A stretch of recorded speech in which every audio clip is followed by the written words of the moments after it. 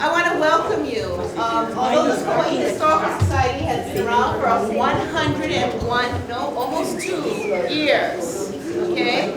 How many of you are aware of that? Okay. More board members don't come. Okay. All right. We have been around since 1914. We have one of the premier collections, definitely the best collection of resources, records, maps, photographs regarding the county, both that's available to the public. And so we are working very hard because, as we all know, the era of easy money is gone since 2008. So we are relying on membership. We are relying on your support, and we want to make sure that we give you items, resources, services, talks like this that will benefit you. So we are fortunate enough to have a former Kaua'i Historical Society president, Randy Nava'a Wichman, who those of you who are residents of here or even other islands are well aware of his vast knowledge of historic and experience in historic preservation. Resources such as legends, Vahipana, the storied places of the island, and he was gracious enough to share his mana'o with us tonight. This is, as Randy says, the tip of the iceberg, because there is so much more, but this is just to whet your appetite to let you know what is available, both in the society's records and in this man's head. we won't delve into a lobotomy yet. But as soon as I can figure it out, I will. There's 2 seats over there. So it's my pleasure to welcome Randy.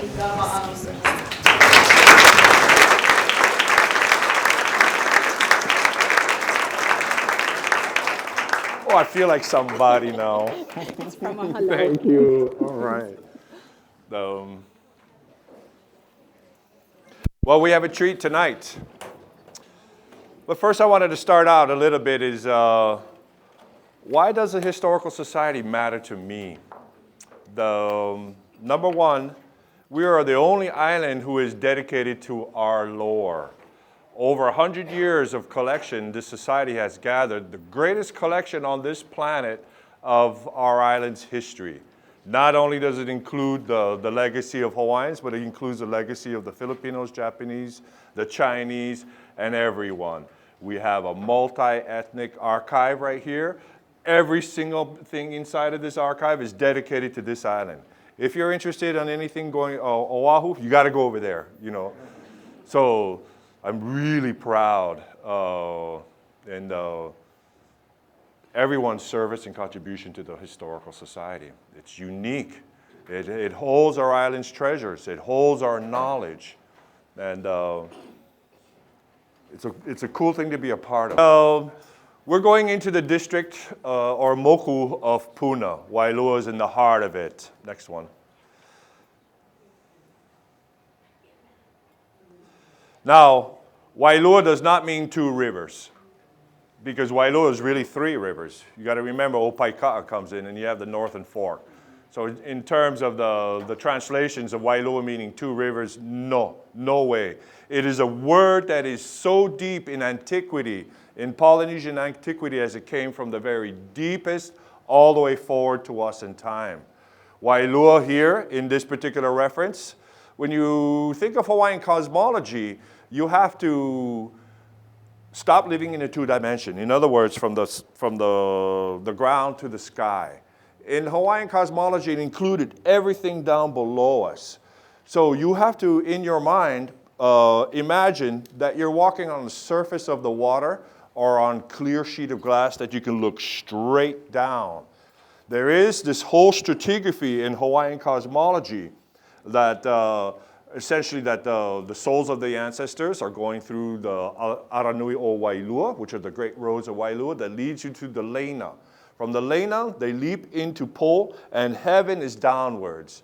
All of the ancestors since the beginning of time have gone into Po. That whole mana that is concentrated by them comes into the first layer. Essentially what we're talking about is the 9th layer right here. They're in the 10th layer right there. And then the Wailua is right there, which essentially all of that mana is concentrated into a layer called Hawaiki. There are 14 Hawaiki in the spiritual world before we even begin to talk about it in the physical world. So understanding the role of Hawaiki in the spiritual world is really interesting. Wailua in this particular sense is the 9th layer. The final 10th layer is the layer of the gods right there. Next one. And then now Wailua, essentially, when a person passes away, you become a Wailua, which you are neither dead or alive. And you become a spirit form. In that spirit form, you are traveling the roads that all lead you to the Lena. And our island, the Lena, is in Polihali and Makaha. This is something we have in common with every single other Polynesian group in the Pacific. This is part of the tree. What happens to you when you pass away? This is what is one of the primary thoughts that link all Polynesians together. So in this particular case, Wailua, and if you wanted to use the old word, they dropped the L into the R. So it'd be Wairua. And then now every single Polynesian will know exactly what you're saying. That word stays constant all the way through. Next one. Wailua is the soul of the whole human being. Now, I think you have a really good idea that Wailua is deep. Wailua is, the role of Wailua on this island is incredible. Next one. Now, in this particular one, we're just going to do a general orientation, then we're coming right inside of it. Of course, our ahupa'a that we're dealing with is this one particular in the Puna. You can see as it comes up into the borders right here, and we'll discuss some of these lore. This is highlighted because we're highlighting the Wailua Makai or Wailua Nui Aho Wano, Great Sacred Wailua's terms. Codified in the Hawaiian government records is Wailua Makai. And another way of saying it is Wailua Kai. Well, we'll go into those borders. Next one. Wailua goes all the way up into Wai'ale'ale. Now, when you look up into the mountains, every time you look up at Wai'ale'ale, now I see the boundaries, I see the borders, I see what's touching right there. And then, so you see both of the ahupua'as of Hanamaulu and Wailua are coming up to it. But they touch also the ahupua'a of Hanapepe and Makaweli. You can see they're really big ahupua'as right here. Even great, the great valleys on the north, the valley of Wainiha and Lumahai, all come up to the point right there. So now, you know, when I look up at there, I see Kawaikini, I see the Ka'avako, I see Wai'ale'ale, but now I see the borders. I see, okay, that's Wainiha, that's Lumahai. And it adds a whole nother dimension to it. Because of the Wailua's connection to the very top of the mountain is really important, and for this reason. Next one. Ka'avako is the heiau on top of Wai'ale'ale. On this particular island, we have a very distinct classification of heiaus that are central around pools. Ka'avako, it's the pool. Yes, there's ahus, because in the ahus is what keeps in the terms of procreation and the whole line, the ahus every year are loaded. And as they go down each ridge, it's maintaining the order. Again, you know, as I said, we have so many layers below us. Essentially, we have 10 layers below us and 5 above us. Each layer has a symbiotic relationship. And what they're doing here is, by these ahus, is maintaining that symbiotic relationship to all layers right there. Ka'avako is a pool. The pool is the heiau. Just like Pihanakalani in Wailua also, it's the pool. When you look at the pool at Pihanakalani right there, you'll know it right there. Another one is central around the pool is the Great War Temple in Koloa, Maulili. Maulili is the pool in Waikomo Stream. Yes, there's ahus around it, but it's the pool that makes it sacred. And we also have another classification of heiaus that are central around springs. And that's another classification. And then we have another classification that is natural. In other words, there is so much mana and so much beauty in these lands that our ancestors didn't feel the necessity to build monumental stone architecture on those. Yes, they did it on some of the heiaus in Wailua, definitely. They did it in the heiaus here in Lihui and all around. Beautiful stone architecture. But there's the natural. So in the case of Po'oku, it is a natural hill that goes up with a 3/4 acre top. That is that vista, that 360, as you can see everywhere on the island. In other words, you know, the signaling from there. Any fires anywhere around the place, it's immediately right there. So that puts the Ka'awako, in the sense, right there, at the very top of Wai'ale'ale, the pool itself right there. And it is a stunning classification. You won't see this classification in the history books either. But we do have unique features on our island, and our heiaus tell this story. Next one. Now, as we're coming into Wailua itself right here, and we're going to be getting into this particular border right here. This is the Kaua'i law, and then we'll immediately go into this border. So you know exactly where on the highway the Wailua borders are. Also, we are dividing the Wailua Kai and Wailua Mauka also. And essentially, the Wailua Mauka line is just beyond Poliahu Heiau. But we'll get into those details as we follow the line. Next one. The great rivers, you know, the whole watershed flowing out of it. Although this is an older map, this particular one is at the turn of the century. But you can see the main flows as it's coming out of Wai'ale'ale. And then when and where it moves into Hanapepe and as it moves back. Or as you're looking at into Olohena, which is the next ahupua'a right next to Wailua. But then as we go down the line, but tonight we're just going to focus into this area. I think later on in the years we're going to be explaining all of the other heiaus. Or next one. This is a 1950s aerial, State Archives. What's here, trying to make the point, Kalepa. The Kalepa Range. That's the one that's right over Hanamaulu. We can see it from here. The Kalepa means to trade. And but this whole range right here, and you can see our main highway as you're driving. Everybody knows this, and we'll get into a little bit more modern photographs. But I wanted to make the point that we drive by this range of hills right here every single day. And now we have Kalepa itself on the thing. We have Kamai, which is the great battle hill, or the battlegrounds of Kavelo right here. Then we have the actual boundary, which we'll get into it. The Wailua Hanamaulu boundary is this line to Ka'ili'ili Ahinale. Right here to this point, then it's a straight line sight up to Wai'ale'ale. This is an easy border. There's not very many dog legs like some of the other borders are. Now on the other side of the border, but as you move through the Kalepa Range, you have Kokomo, you have Ka'ili Ka'au'ea, for example, and then it meets up right here at the very tip of Kalepa in a place called Mauna Kapu, the sacred mountain, the black cliffs right there. Now the Wailua Nui Ahuano, or the Wailua Kai, begins right here at the Hanamaulu border, comes up to Ka'ili'ili Ahinale, moves along the very top of the ridge, crosses the river, comes up into Mopua, which is the name of the mountain on the Nono side, cruises up through Nono, up to Nono's chest, follows him down to his feet, then heads for the ocean right there. So those are the Makai borders of Wailua Kai right there. But as we'll explain a little bit more as we get into the little bit more of the place names. And you can see, and as we're coming in a little bit closer right here, as we're taking this photograph, 1950, the old horse track. World War II is just done. So this is just post-World War II. Huge installations there, quite a bit of photography. But already the line is well defined. This is the Kaua'i Loa stream. The Kaua'i Loa is the one that's draining this entire basin and coming out. And then we have some good photographs. You can see how beautiful. So the next time you're on that stretch of beach and you actually look at the border, you'll see it. It's an incredible thing on this island that every single ocean border has a very clear natural marking. Most of them are lava dikes. It's really interesting when you start to look at it.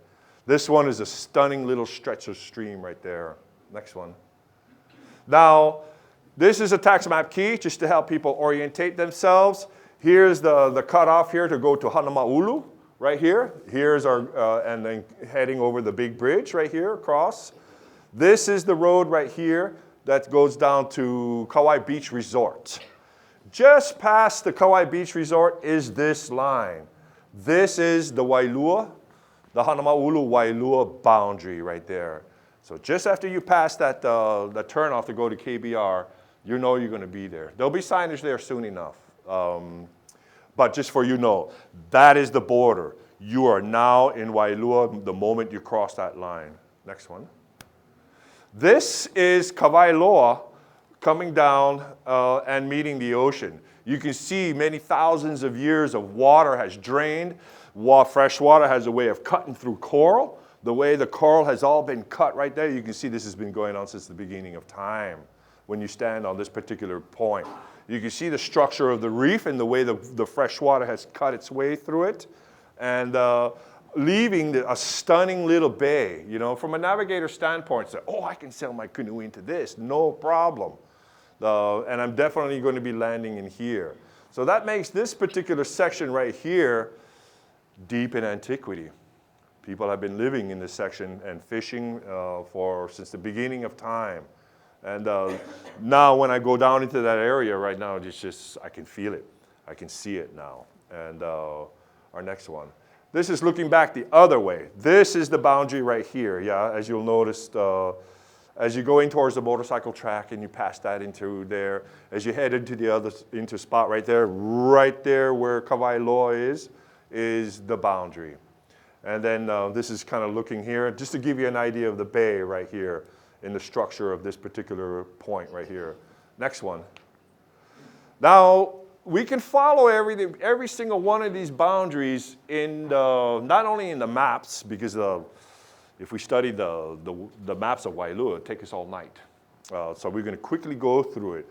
But I'm just going to give you an example how we can define and explain every single border that we have on this island.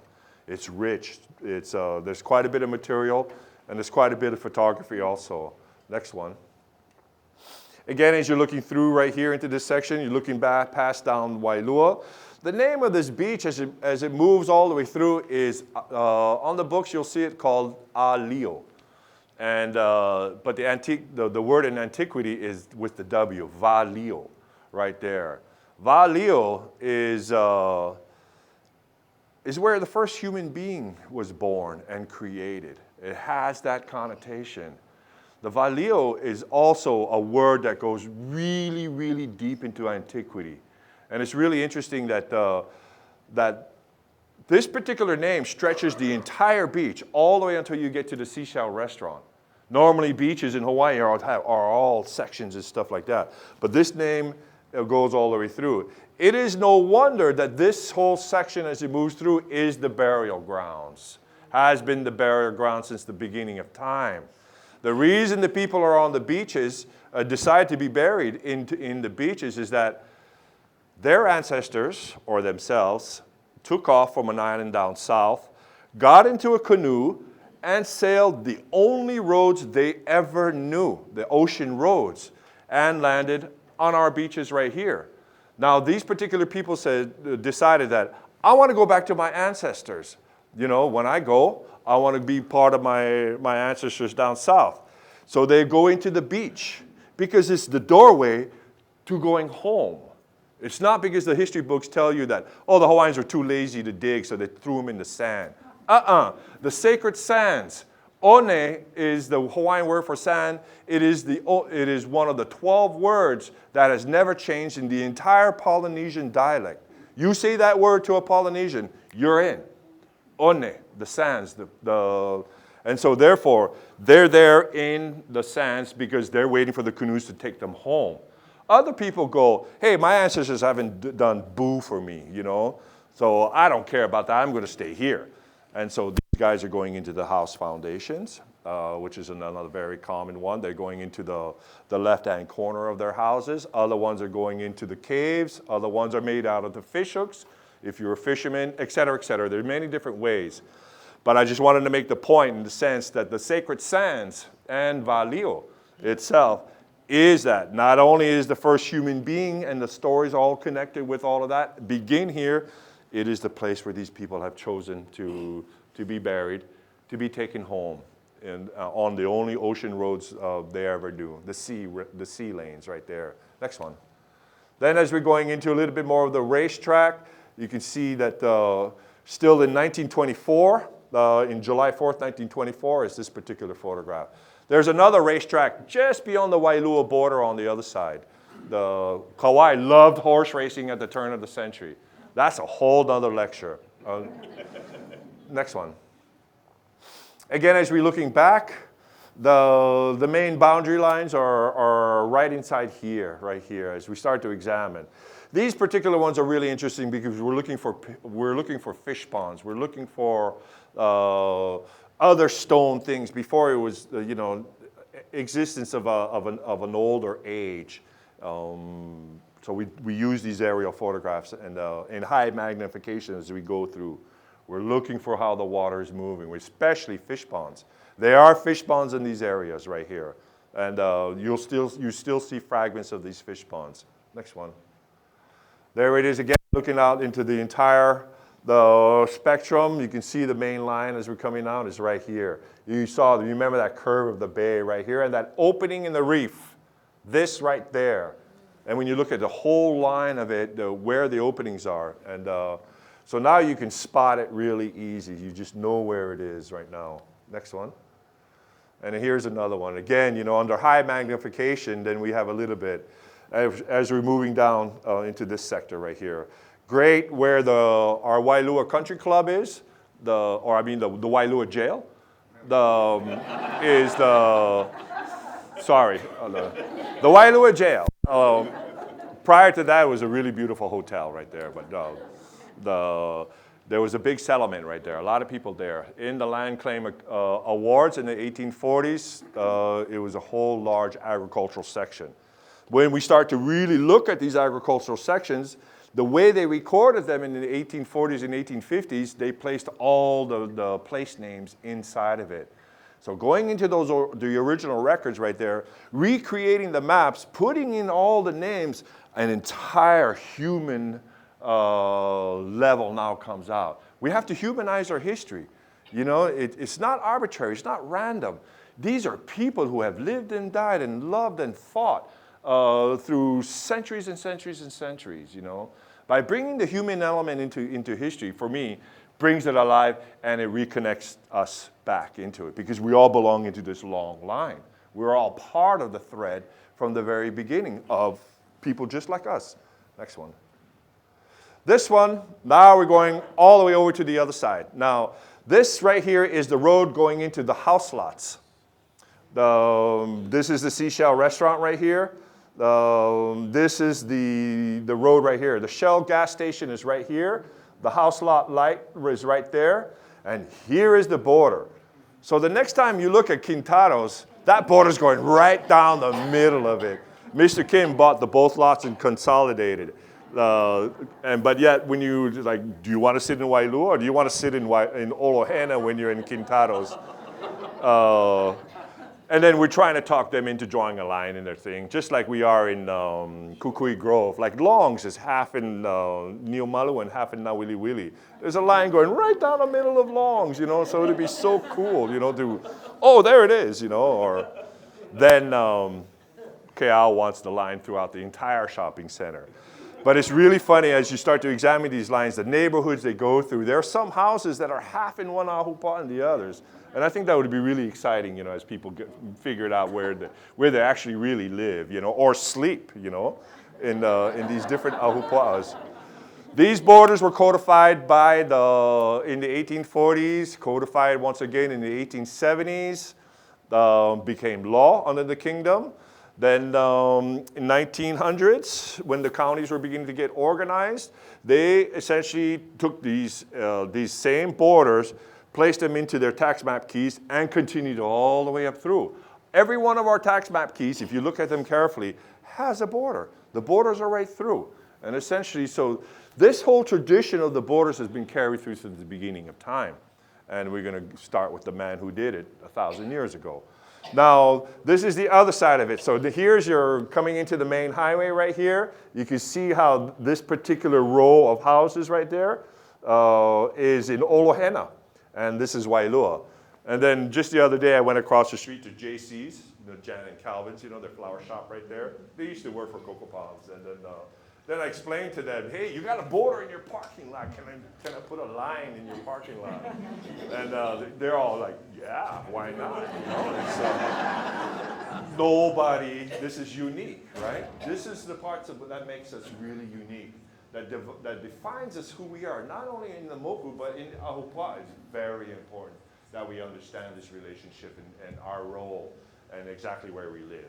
Now, as we get better and better at it, everybody will know the ili they actually live in, They'll know the ili of their favorite restaurant, but that comes in time. Right now, let's learn borders. The Wailua border, again, is right here. We're also going to be dividing out Olohena. Olohena is in north and south, even though we consider it one ahupa is divided into 2 sections. The next one, Ma'aveke. Ma'aveke is a word we all need to know. We all need to know the details of this man and his wife. Incredible voyagers. Originally born down south, he is actually considered one of the first ali'is to Kaua'i and Oahu. In those days, 1,000 years ago, Kaua'i and Oahu was one political unity, one family. The Nana'ulu line. So Maveke and the Nana'ulu. The Nana'ulu line is the most unbroken, the most purest of the Hawaiian lines. It is no wonder that every single ali'i on every single other island wanted to marry into the Nana'ulu line right there. It was considered the highest of the blood. This particular line continues up today. In this room are descendants of the Nana'ulu line. So we're still there. There's other lines that are not as beautifully recorded and as like the Hema, like the Ulu, and other of the Pele line from Hawaii, et cetera, et cetera. The Nana'ulu line is our island and part of Oahu also. It's one of the things that binds us together right there. So these are words. Ma'aveke, born down south, we think he's born in Raitea, in a place called Tapu Tapu Atea. On one of the Tahitian references, he is born. Tapu Tapu Atea, 1,000 years ago, was the center of power, the center of voyaging. The 300 years, 400 years, the Cook Island was. 500 years prior to that, Samoa was. Another several hundred years, Tonga. As the waves and everything moved out and moved east. 1,000 years ago, the great voyagers are coming out of Tapu Tapu Atea.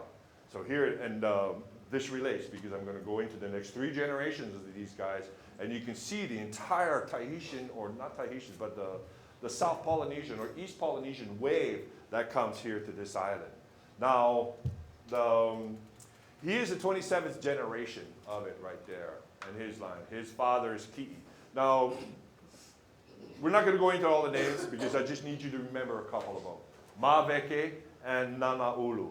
If you can remember those right there, take the time to study exactly what it is. Look them up and you'll see these the more details. Next one. Now, we can easily break up the history of Wailua, and tonight we're going to do it very briefly into 10 centuries. So we're going to bullet point 10 centuries, just to give you an idea of its depth. And then there's no way we can talk about every single sign.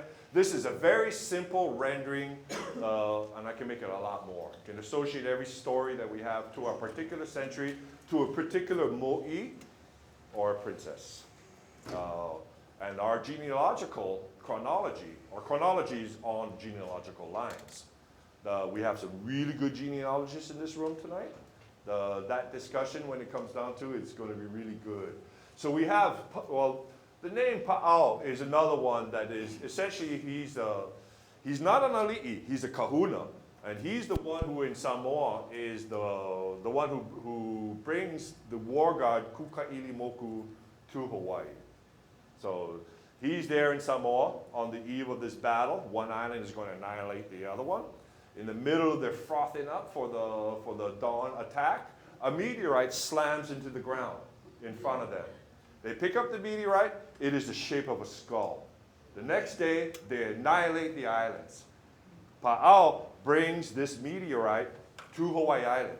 In the meantime, he's chanting the rediscovery of Hawaii, saying that all the Ali'i bloods in Hawaii are diluted. He's telling the king of the Raites, you and your people need to come up to Hawaii and settle the Hawaiian Islands. He says, thank you, but I'm going to send my brother and all his people. And so his brother and his people come and settle the Hawaii Island. Pa'ao is, and essentially he creates the kahuna school that still brings it all the way up to today. So the order of Pa'ao is really from Oahu to Hawaii Island today. This island has a separate kahuna order. Yes, we have similarities, but remember, we are completely separate. Ours is called the Order of Kanalu. Now this is in the Order of Kahuna itself. And that is a whole nother lecture in defining what is the Order of Kanalu and what is the Order of Pa'ao. But his name is in there because he's in this navigation zone. He's a great navigator. Another name that needs to be there is Paumakua. And we're going to be getting into his grandson, who plays a very important role in all of this. And so, essentially what it is that in this 1,000 years ago, you're having this wave of people that are coming from down south. And these people are memorized history. These people are bringing higher levels of heiau and are essentially restructuring the cosmology. They're the winners, you know, so essentially we're getting the history of the winners here. And, but because they supplanted a much older culture, which is we have the Menehune, which they in turn took out another culture when they came out, called the Mu. Now these are all real people, these are all periods in history. We are now into the southern wave right here that's coming out of Tahiti, Raitea, and things like that. 1,000 years ago. I think you get the Nanawuru line, next one. The Maveke has 3 sons. The son we are concerned with is Mule Ele Ali'i. The entire Oahu dynasty at this particular point has a lot to do. He divides Oahu over there, but Mule Ele Ali'i has a son named Mo'ikeha. He sends Mo'ikeha down south to either Tahiti or the Raitea for education. This is 900 plus years ago. I'm going to send my children to Tahiti. So they were voyaging back and forth because of the family lines. So for education, Mo'ikeha's older brother, Olopana, and Mo'ikeha, and another man, Paumakua's grandson, La'amai Kahiki. We're going to get into him. He is critical. They all are in this particular period. As children, they sail down to down south and are educated in the great temple of Tapu Tapu Atea. Once they become in their late teens and early 20s, they're highly well trained. They get on their canoes and come home. Now, Mo'ikeha is, as he comes up, he has his navigator is La'ama'ama'o, who is later deified as the god of winds. Now, anybody who's a sailor, anybody interested in winds, the calabash of winds is La'ama'ama'o. He's a critical figure in all of it. He carried this particular calabash that held all the winds. He would open up and then and call the winds right there. His high priest is called Kamahualele. He's the one who writes all the olis of this particular period that still survive today and are still chanted by our hula world. They're still part of it right there, you know. La'amai Kahiki is in his own right, you know, that he stays down in Tahiti. He doesn't come up with Mo'ikeha. And, but let's get into him a bit. Mo'ikeha decides he's coming to this island because, again, Kaua'i and Oahu are real. At that particular time, the king of this island, he was belonging to the Puna line right there.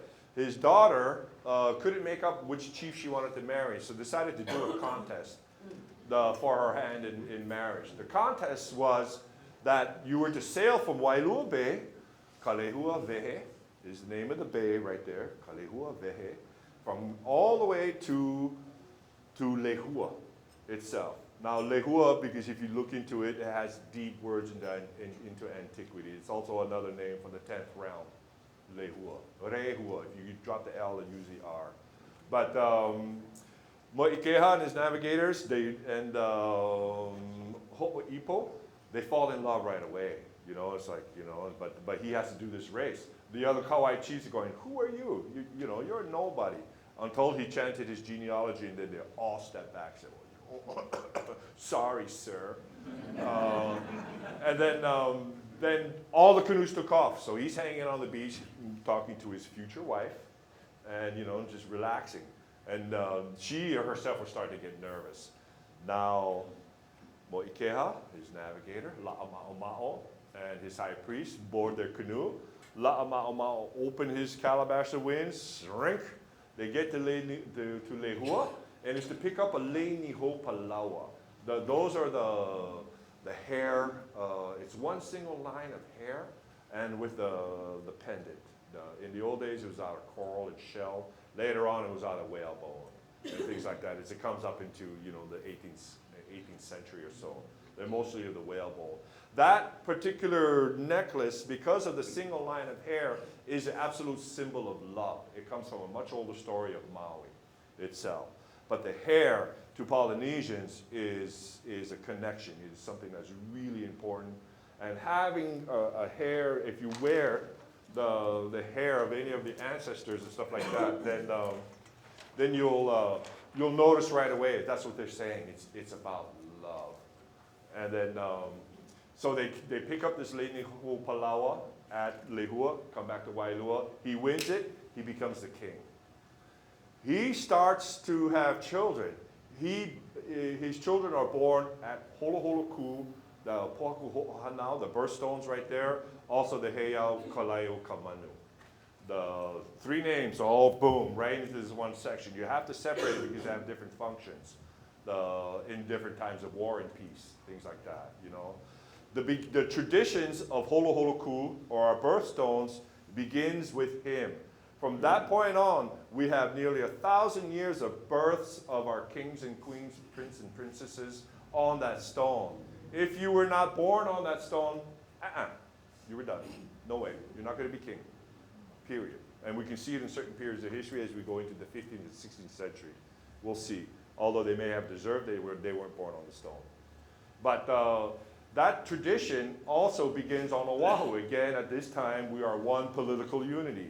Now that starts in the Lelehua Plains in a place called Kukani Loko is the opposite of our birthstones right here for Oahu. Only our two islands have this tradition. None of the other islands have this tradition. And it's curious that even in the South Pacific and everything else, that's not even there. Somehow that particular tradition begins there. Another particular tradition beginning also is the Bellstone. I'm just mentioning that because that's it's a curious thing in that we have 12 Bellstones for this island. And Wailua, we'll get into the one in Wailua because it's critical. But we have 12 known stones, Bellstones on this island. When you start to look into the lore, where are the others? It's okay, the other islands don't have it. Tahiti doesn't have it. As you move through the South Pacific and looking for those traditions, where did it start? One would think that the Bellstone came from antiquities all the way up forward to today. But somehow this island embraced the idea of the Bellstone and then really went out to lunch with it. There's so far in 20 years of looking, 30 years in the record, the only other one is coming from the island of Raitea. Again, the home of Taputapu Atea, on a tiny little island that's still connected, but by the barrier reef, Kaha'a. And it was owned by the great navigator Hilo. Now, drop the R, put the L, and we have Hilo. Hilo is another one of the great navigators, so is Kaua'i. But that's a whole other lecture, and I don't want to get into but the idea of itself, our traditions, the Bellstone traditions really matter. Our birth traditions really matter. So again, you know, and this entire, most of it is coming through deeply in antiquity and then coming forward still today. Next one. I don't mean to go, I got to speed up. There's too much. Shoots. Mo'ikea trains his kids. He has 3 sons, but it's his youngest one, Pele. So he stands in the river, opens his legs, he tells his 3 sons, go make a tili canoe, float it between my legs. And then Mo'ikea is the only one who positioned himself just right on the winds, just right on the currents, put his canoe in the river, and it flowed through his legs. And so he was chosen for the art of navigation and trained. As soon as he was old enough, he was set down to Tapu Tapu Atea to look for La'amai Kahiki, because Mo'ikea wanted to see him. So there's this great long story of him getting prepared, of the entire crew members, getting the canoes all ready, going down south. And then couldn't really find out until they ran into the sorceress who told them where La'amai Kahiki was deep in the mountains. They followed the pahus, the sound of the pahu, which is the main temple drums. Again, now we're coming into how that comes to our island. And finally tells La'amai Kahiki, Mo'ikea wants to see. He said, all right, cool. Loads up his crew and his canoes, sails up to Kaua'i.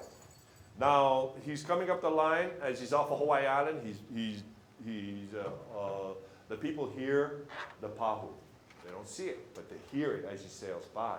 It's in their lore. Yeah, and same thing with Maui and Oahu. They hear it. Until La'amai Kahiki, and interestingly enough, does not land in Wailua. He lands in Hanamaulu Bay.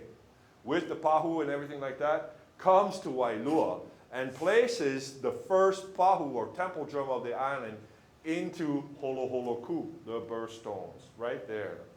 That tradition of the pahu now, just briefly in order the pahu is the voice of the gods.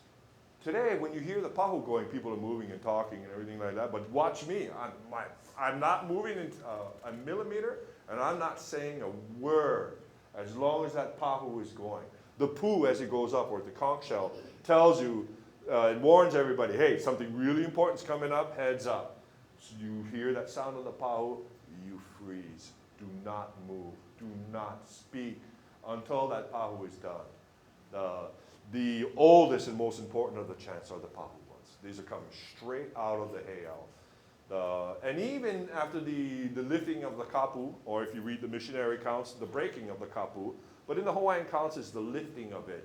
Pahu still stayed very much into the sacred realm. And then it gradually opened up, and then now we start to see it. And so every time you see a dance with a pahu, pay special attention to that. La'amai Kahiki is the one who first brings it there, right there. He also brings the god Lono Ika Au Ali'i, and he also brings in the senet, which is the new kola, which is the coconut fiber. That particular coconut fiber, the rope itself, the canoes now. Prior to that, all other fibers stretched when it got wet. So you can see these long ocean voyages, they were constantly having to relash because things would work and they would stretch. Once they had the braids down of the coconut fiber, it invigorated and made the canoeing and the voyaging so much better right there. And there's also another part of it, the skirt of Lu'ikia, which is every single different braid. So you look at the Hawaiians and the way they braided, how many different ways they braided the coconut fiber. Now you have an idea of its importance.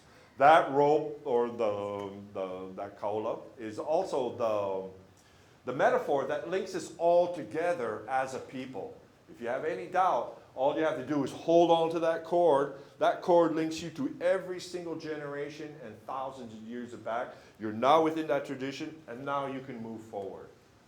So essentially, that's part of what a lot of people are doing, is reconnecting and reattaching themselves and holding on to that cord right there. So you see even mythology that the symbolism of the cordage. But La'amai Kahiki is the one who brings it in. Ka'ililau Keikoa is Mo'ikea's granddaughter. I'm jumping now. So she gets into she falls in love. She's originally betrothed to a West Side chief, but falls in love with an East Side chief, and marries him. a war begins between East and West, between Puna and Kona that lasts for 250 years. Now this island is split right down the two. And that borderline is right there where Canusan Gap is today. That is the great border, the Puna-Kona border is right there. Those are the great battlegrounds in 250 years of warfare that we had right there. And we can briefly touch upon some of the stories and bits, but we're going to get to the battlegrounds of Wailua. After Ka'ililao Kekoa, well, she gets into it. She was a very famous konane player, which is the Hawaiian checkers and stuff. And a prophet from Molokai comes in, Kaua'i, and they get into a game. The winner is that if she wins, the prophet would give her a prophecy. Sure enough, Ka'ililao Kekoa wins. The prophecy is, your line will end with you. And so that Mo'ikea line, she has no issue. That line ends right there. The stones used in the Konani game were placed upon Kalepa Ridge at a place called Ka'ili Ka'au'el. And that's where the Konani stones were there. That's what the story, again, one of the stories that are along the Kalepa Ridge. It begins in this 13th century story right here, 14. Ahukine Ala'a. Now, La'amai Kahiki goes back to Tahiti, but after he promises Mo'ikea, when I die, come back to Hawaii and to Kaua'i, take my bones and take them south. After Mo'ikea passes away, La'amai comes up for a second time and gathers up his bones. When he passed away, he was placed in the cliffs of Ha'ena for safekeeping until La'amai Kahiki got there. La'amai Kahiki gathers him up and sails down. But before he goes to Oahu and to a place called Kualoa. And he has the three of the highest ranking women of Oahu. He has sons of all three of these women. That forms the entire royal dynasty from that point forward on Oahu. It's all tied to that one moment. La'amai Kahiki is the progenitor for this entire line that the Oahu aristocracy and dynasty begin from, right there. After that, he goes back down to Tahiti, to the south, and lives out his life. Ahukini Ala'a is his son through his second wife. He comes in and is the next king of Kaua'i. So that's why we have Ahukini right there. The heiau that used to be there, wow, the descriptions are intense. But again, when you think of the Ahukini Harbor and everything like that, think of this chief, think of this man, and think of his genealogy, or the Mo'oku'au'au, right there. Now we have the next chief right here, and then we're coming into Kukona, who is Mano Kalanipo's father. This guy right here is, in so much of our lore, the man who settles and stops the war. And essentially, but it really comes out of a Kukona and stuff, but it's really these two right here. Remember, there's war on the island between these reigns until there was a combined invasion, just like Kamehameha did, but many centuries before. The Oahu, Hawaii Island chiefs got together, were strong enough to take Maui, who took Oahu, and they were going to take Kauai. This entire battle fleet is allowed to land on the southern shores right there. He allows the whole fleet, the canoes, to land. He comes, once they're all settled in, he comes over the ridge, shows himself in his battle cloak, frosters up the army, and then starts to lead them inland. Soon as they start getting far enough from the canoes, the Kauai war fleet, the war canoes, who were stationed on the Hanapepe side, come in, kill 3,000 people on the beach, destroy every single canoe. Now they have this invading army trapped in two fronts, with no way out. They knew it was absolute death for them. They surrender. They go into a little tour, and it's up at Koke'e that a deal is struck between the islands, because at this point, Kukona could have killed every single one of them, become the mo'i in the entire chain. But he says, I'm not interested in this, but let's make this deal. Don't ever try this again, and we're going to leave you alone. Except that we raided them just for practice, right? Not for real, but in order to keep the army sharp, we did raid. But we never attempted to take any other island from this point on. Now, the Great Peace begins. He's credited with the Great Peace. That Great Peace, except for in the 1600s and very early 1700s, there's a civil war between two cousins who tried to kill each other their whole lives. And we'll get into that for a moment. He marries Mano Kalanipo to a West Side chiefess, the daughter of Makali'i. Unites the island. Now the island is back into one political unity. The Great Peace begins. Kalauhua. The Great Peace begins. Kamehameha, now we get to Kamehameha time. He tried to break that. You know, that was all against everybody's rules. Says, no, that's the deal. No, no, no, no.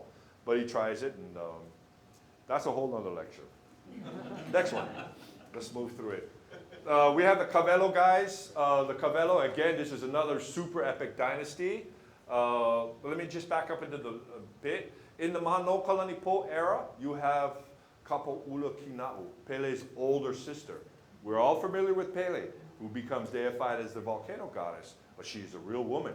She's born in the valley of Papelo'o in Tahiti. Her mother is Haumea. Haumea needs to make us tremble. This female here is so incredible, her mother. But Pele's older sister, Kapa'ula Kina'u, is the first one of her line to sail up here to Kaua'i. Before Pele, right? So she has a whole epic story. Just along with all of her women, she's bringing the arts of healing. She's bringing some of the arts of chanting, the arts of dancing, things like that with her. She was a great healer. She's considered today by some as a sorceress. Yes, she had the power over life and death, but she gave life. And she also healed some of the really difficult diseases, and also the psychological ones. And that's a particular of interest. You know, in the psychology, we need to approach our medical, the way we approach certain diseases. There's an attitude that I think that within all of this is very important. But as right afterwards, then you have Pele also coming into the time of Mano Kalanipo, and then her whole epic story. Kina'u is also in Wailua, so is Pele also in Wailua. Now we come into the 17th century, and then we have, in a great storm at Holoholoku, twins are born, Aikanaka and his brother, right there, in a big storm. The prophecy was, as long as these children are alive, Kaua'i will be shredded like the tapa in a storm, you know, just shredded. Sure enough, that's exactly what happened. Then Kawelo Le Makua was born on a heiau called Kalau o Kamanu. The heiau there in Holoholoku is Kalai, the great cape of the bird. Now the Kalau would be the multitude of the year of the bird right there. So again, it's the sister one right there. It is in the foundations of Hanamaulu Mill. There's nothing you can see of it. But whenever I look at the mill, I know what's underneath that mill. I know what's in the foundation. It is Kalau o Kamanu. This heiau where Kawelo Le Maku is born. Even as children, they had issues already. Kawelo Le Makua goes to Oahu for training. Once again, we were united in this particular time by our Ali'i bloods. He goes to Waikiki and is trained over there, and he chases with the mythical uhu, which is the parrotfish right there. Again, the Hawaiians deified and put some of the greatest of our fishes and birds and things, not only in the cosmology, but in the stars also. So when we look up at the stars, I don't see Greek and Roman, although I don't. I see the Hawaiian ones. I see the great fish. I see the shells right there. And as we started, that's a whole nother lecture. As we begin to do the cosmology as seen from the stars. When you look up into the sky, they're very distinct images and stuff like that that are all created through the Kumulipo, which we have one of the lecturers right here on the subject in the room. These two cousins fight each other. Kawelo's home, Le Makua, is actually there at what today they're calling Kukui Heiau. Except that it is called the heiau of Kuhua, and it's situated on the lai of Ala Kukui, the cape of Ala Kukui. The name Ala Kukui, Ala has been dropped, and Kukui is left today, but it's the old word. It's the name of the cape. Now this particular heiau, which is on the Olahena-Wailua border, and I think some of you know exactly where that is one that is reputed to be built by Nono. It blew away Thrums, who does one of the first heiau studies in 1905. He couldn't believe the amount of size of the stones. And how can a human being move something this big? We can get into that a little bit. Yeah, they can. But it was credited with Nono. That Nono, the sleeping giant, when the people were in trouble, they would cry and petition him. He would wake up, and every time he stepped, his footprint was a taro patch. He was very careful not to step on anybody. He came to the people's rescue, built this heiau for them, and then went back to sleep. He comes awake several other times on the islands in deep kimchi. And then he comes in when a Nihao giant terrorizes our island and have a spear fight. There's where you have the hole in the mountain on Alahola, et cetera, et cetera. You know, and then, he comes into, Nono is credited with building Halakukui, but it's the stones in there. After looking around this island for 50 years, looking for the biggest stone moved by human hands. It's interesting. Right now it ends up on the North Fork of Wailua. Right there, there's several settlements. It's built in the shape of the Marquesan style paipais, which is the house platforms, but huge. When you look at the way they line up these boulders, you sit there and just go, oh my God, humanity moved that. It's an incredible feat right there. Also, another aspect that comes in with the kuhua or kukui heiau is that in its dedication, they were looking for a sacrifice. So the canoes went up, they end up on the beach in Wailua, which is the mirror of our island, but it's a district on Oahu. There's this man that looks really dead on the beach. He asked permission. Can I take him home and throw him on the lele or put him on the heiau? And she said, oh, just fine. This is a famous character who sleeps for 6 months. Comes awake, does incredible farming deeds, goes back to sleep. And so he's put on the altar in Kukui.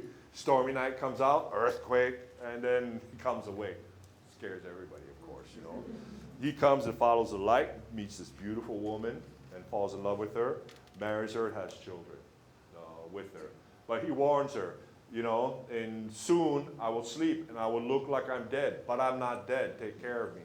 And so he goes into his long sleep. The woman's parents are a little bit whatevers, you know, so after a while it's like, hey, it's time.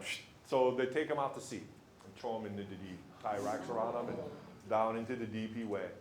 Earthquake comes 6 months later, big storm, comes back up to the surface, comes home again. Hi, I'm home. And then, of course, you know, it's a really cool story. I'm cutting it really short. But it's a fascinating one. Now let's go to his son. He trains his son, because he loses the art of sleeping essentially after the birth right there. But he trains his son to become a phenomenal warrior.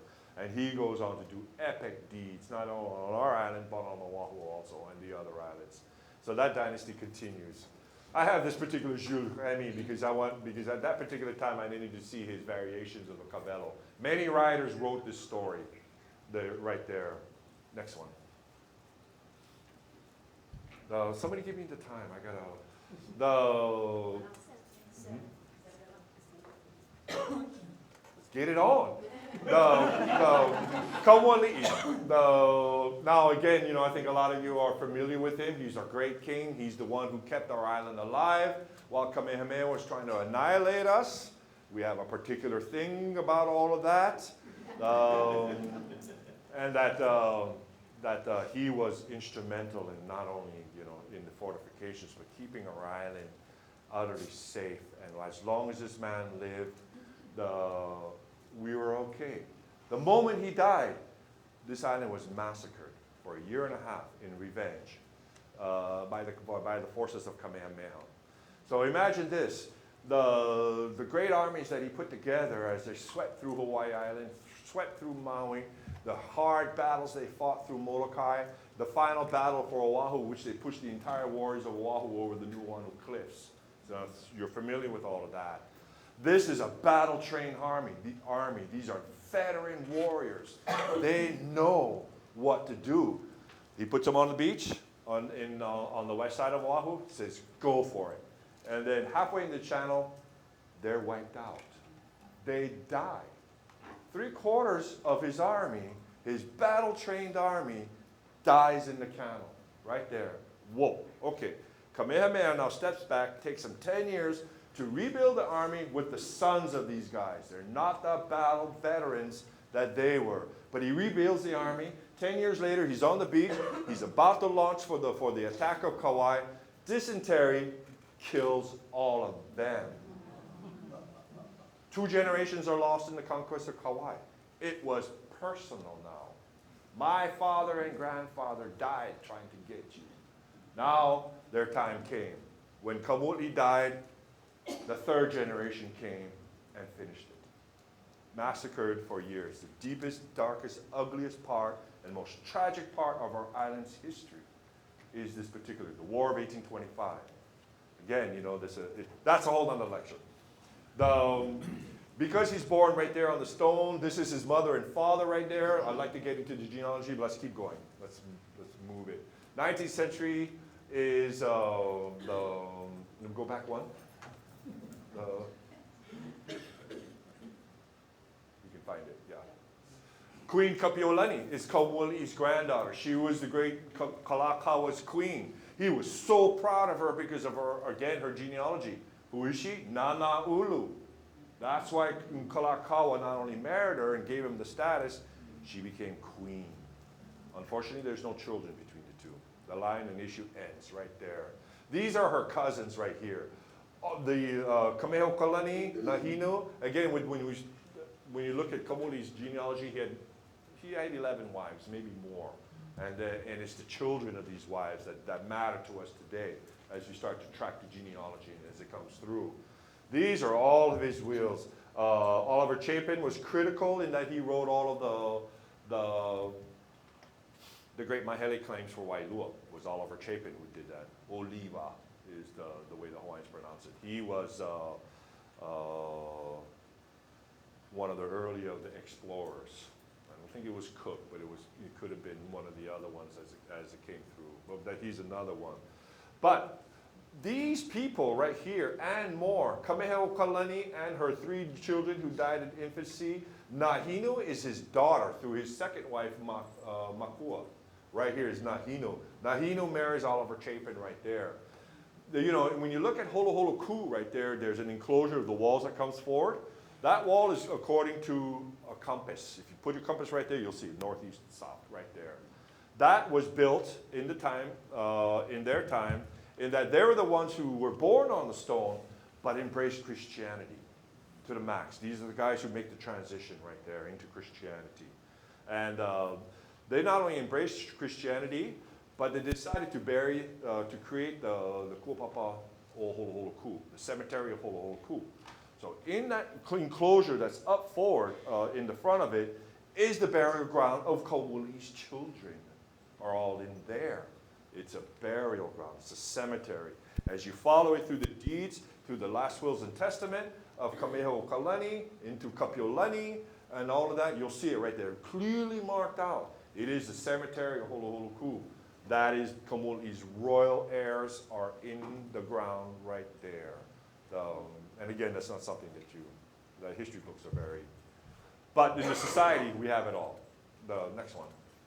Now, Kaua'i Historical Society, of course, was critical at the turn of the century in slowing the stem of destruction down.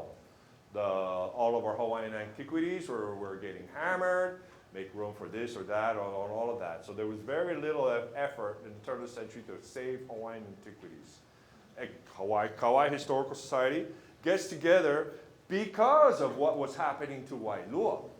So they were instrumental in, you can imagine, as anybody who's worked in history, it's hard to stem the tide, it's difficult, you lose most of your battles, every once in a while you'll get one for the people. But most of them you'll lose, because progress has to go on. The progress is not willing to make any kind of to go around. So because even there 100 years ago they saw that the disappearing, Wailua was disappearing. They formed a society and started to settle down the bit. They created the Polihali Park right there. They were instrumental in creating the Fort Hippo and the Koke'e, Huiolaka, all of the Captain Cook celebrations. They were instrumental in creating the Fort Hippo, or what today we call the Russian Fort. That's a whole other lecture. But the society for the last 100 years has been critical in stemming the tide of destruction of these important sites. And I'm proud of the society for that. And I'm proud to be part of that legacy. And I need everybody here in this room to be part of that too. Next one. Another whole lecture we need to do is you need to know who our ki'is are, our temple images. We are very distinct. Hawaii Island, Oahu, they're all like this, knees bent. Here on Kaua'i, they're standing straight up. They have the tall headdresses. You can tell them apart once you know, right away. That's Kaua'i. So here we go. This particular one is called the unu, which is essentially the plank one. If you look at Weber's drawing of Captain Cook, he does the Waimea Heiau, he places them all this one. This one is a nui nui. This one was found in the taro patches behind Kapa'a, right there. It missed the burning, the deliberate burning of all of the sacred, the plugging of the sacred springs, the destruction of the bell stones, the burning of the ki'is, and everything like that. This one saved it. Next one. Another one found right there next to Wailua. This one is both of them are visible at the Bishop Museum right now. This particular one is 17 feet tall. Only a portion of the photograph is there, yeah? But you can tell the whole headdress, yeah? The tall headdress is on this right there. And then that belongs to us. Now, we as an island need to know which one are our feather cloaks or battle cloaks or ones that are going all the way down, you know? Which ones are lehulus, which are the beautiful featherwork necklaces that they had, you know? We need to know our island's cultural heritage. We need to be able to cut them all out from everyone else. It's all beautiful, but we have our own. And I think as an island, we need to be able to instantly recognize that this is part of our heritage. Again, we're different than the other islands because of the genealogical lines and the choices our ancestors made. Next one. Never mind this. It's not very clear. This is Kamuli's line right here. So essentially, you know, this is Kamakahele right here. Can't read it here. This is Kamuli, who's marrying his cousin and creating the dynasty. He has the two children, Kili Ahunui, who is our prince and heir designate, and but both Kamuli and Kili Ahunui were married to Kahumanu. Go figure that one. That was their way of the Kamehameha dynasty getting final hands on us. You know, they couldn't take us by war, so they're going to take us by marriage. And then not a very good marriage. But he's married to, even as a young man, is married to Kaumanu. Kaumanu is an incredible woman. She is in her own right. It's like, wow, powerful, scary. Can be, but it's really her family. And her family, as you understand the nature of Kahumanu, you need to understand her family. Her family was powerful also. But Kahumanu in her own right is an incredible woman. But the highest ranking wife was Keopuolani, the mother of Kamehameha II and III. Keopuolani was the highest ranking female in Hawaii at that time. And in public, Kamehameha had to crawl in under, because there's no possible way his head could be higher than hers. His rank was way lower than hers, even his children. So in public, he had to prostrate himself and crawl forward because that rank was so high. In the very last years of Kaumoali'i, both Keopuolani and Kaumoali'i embraced Christianity. And they chose to be buried together in Lahaina. So when we did the exhibit, brought back all of his personal things, his calabash, his things, his lomi stick, all of his personal things. Within 2 weeks, the island were screaming for a statue. They wanted his bones back, right? And then, but it's like, no way are we going to separate Keopuolani and Kaua'i. They chose to be together right here. Then, so essentially, I cannot be a part of that because I cannot even think of considering that I'm going to separate Kaua'i from Keopuolani. The fact that you're even looking at that is there's no way. They chose that in life. It's right there. If you want to help the father, help the son. He died a dog's death. They did bad to him, and they threw him out to sea. And so, if we want to cherish Kaua'i, let's take care of his son. And it's essentially the idea. But we'll get into that right there. All the other wives, next one. Can't even read this, useless. Now, this is just essentially a way, you have them right here as we have. This is the way our team right here essentially is putting together all the materials. We are in the process right now of creating the Wailua place names maps. We're just coming off of doing the Ni'ihauan map, of which we put 938 names. Right now, we got 400 names we need to put into a little tiny sector. Maybe more. We haven't even started looking, but I know we have so many place names. By putting the place names into and understanding the meanings, you know, they're not the meanings that we put like today. Kilroy was here, you know, or whatever. These names tell you about battles, special events, peoples. They have a tie into history. Place names is critical. By understanding the meanings of these place names will enrich, like the place name where you live, for example. That will give you inspiration. It'll give you knowledge. And it'll give you a chance to reattach to the core by understanding these things. So this is right now the way we create these masters right here. And then essentially from these masters, it's critical when dealing with place names in that you have to descend into the minutiae. And it really does, because now it's a nine-can place. It's very specific. You know, in a place like this, we could have 20 names, you know, and separating and sorting it out is right there.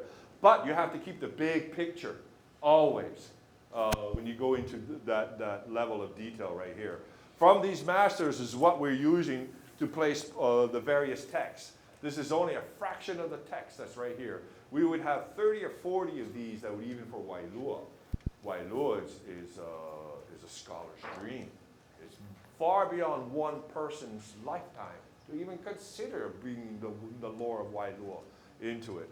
But because of the nature of the text right here, and as you started to, the Lahaina Luna right here, we have some really beautiful old journals. In this particular one, I like it because it's 1876. He's a deacon for Kaumokapili, but he's here on this island. He goes on a huaka'i, or a little horseback ride around, and his descriptions are really beautiful. And his poetry, Hawaiians are famous in poetry in the way they describe everything. And in this particular one right there. So by placing and creating these masters right here, now you can start to build a larger picture and not get lost.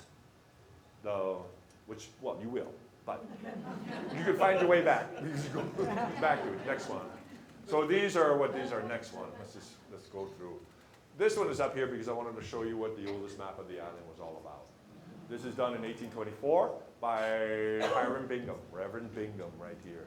He does other really cool things of this island right there. It's interesting, as you highlight and enlarge into it, you'll see Mahulipu, Tipu, they're still using the T's right here, Toloa. I wish we could change their name back that. We are. Interesting, in the way the Wailua is right here, he only has the word Valio. Now, then I thought, like, look at the way he's covered the island all the way around. And if you enlarge into it, oh, this guy, even then, he had it down. It's very accurate. But he leaves this whole section right here blank. Number one, he knew Kaua'i personally. Number two, he was there when he died on Oahu. Number three, he drew the birthstones. He draws the village of Tipu. He draws many other things right there. I was hoping that somewhere in his records, which are on the East Coast, in his personal journals, he was separating the Wailua names into a very distinct separate class. That's what I'm hoping. That's why this section of the map right here is missing, because he covers it somewhere else. I'm hoping. Researchers, go out and get it. Tell me all about it. Bring it back to the society. We need it. We need somebody to go into the Harvard Library. We need somebody to go into Peabody. We needed somebody to go into the ABC FMs and specifically look for these holes in our knowledge. And we do have them. Next one. Start to hand color all of the maps right here. I just explained this particular border. Now you know where it is right here. But let's begin right here on this one. The first name right here is called Kikeke. That means to knock. And then the second name right here is called Kula Huhu. Huhu is to be angry. Kula are the plains. That's a battleground. That's the Cabello battleground. So as you're taking the bypass, you know, to go around Kapaa, because, you know, we get issues. Right there on the left-hand side, as you're looking up towards Nono, that's the great battlegrounds of the Cabellos right there, you know. Big battlegrounds right there. Look at that land. Imagine the armies moving through it. Aikanaka takes the top of Nono. There's another heiau on top of Nono right there. You know, Mele Mele Ana. Oh, Nono. And again, that's not one in there. Another particular heiau is in the house lots. That's right there in the back of the house lots where the pool is, or, you know, the pond. That's the heiau called Ukapia right there. What I'm hoping is that when they built the pond, the dirt was just placed over it. It's still underneath there. So it still has a nice little green area. Guys who know house lots in the back know of that field right there and know of the pond. That is Ukapia right there. What does that mean? That's the afterbirth. So all the afterbirth of the royal birthing at Honolulu were brought here. When you look up at Nono himself, look at his head. The Nono is our island's most important burial ground, just like Yao Valley is on Maui. When you look up at Nono, they're all buried in the wall. They're all there. The history tells us the most recent guys that are going in there. We have one who is Opunui #1. Those of you who are researchers know Opunui, but I have to remind you there's 1, 2, and 3. There's generations of these names as they passed on. This particular Opunui was a canoe captain. While Kaua'i and Kamehameha were having their discussions, they would send each other B-grade tribute. You know, it wasn't the fine first water stuff. Kamehameha wasn't sending the finest of the finest, and neither was Kaua'i. But the captains who brought them from Kamehameha loved the island so much, they said, oh, forget this, I'm digging in here. And then and chose to live here. The island took a shine to all of them. Another canoe captain ends up in the heiau and building a heiau right there at Kalihiwai. As you're coming across the Kalihiwai Bridge, you look down, there's a heiau right down the bottom. He's in the floor, right there. But Nono is the main burial ground for this island. So again, when you think of Wailua, you know, think of the beaches, the Wailua right there, everybody, and all the kings and queens and princesses are all up into the wall right there. That is our sacred burial ground. As we move up to the foot of Nono, so when I look at his feet right there, I know it's a place named called Ka'ea. Ka'ea is a very famous banana grove. The trunk that 2 guys around it could hold, barely touch each other. It was 35 feet tall. The hands were 2 meters, 6 feet, you know, essentially the stems, the bunches itself were 2 meters. This is fact, this is recorded. Now, the bananas were 1.5 feet long by 4 inches wide. Right down to the detail that, the sunny side was sweeter than the other side right there, you know. That banana grove is coming out of Palila. Palila is what today is the patron god of warriors.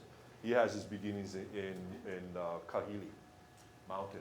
He's born in a place called Humuhula, in a heiau called Alanapo. He's born under mythical circumstances, like so many of them are. And comes to age, helps his father in a great battle between East and West right there. This is during the wars, you know, so he's between the 13th and 1400s or so. This is when Palila. After he settles down his father's problems, he goes to Oahu and challenges to single combat all their champions and kills them. He goes to Maui and does the same thing, challenges everyone in single combat, kills them, and ends up on Hawaii Island, kills them all, and then takes the mo'i of Hilo and lives a normal, happy life after that. Later on is deified as the patron god of warriors.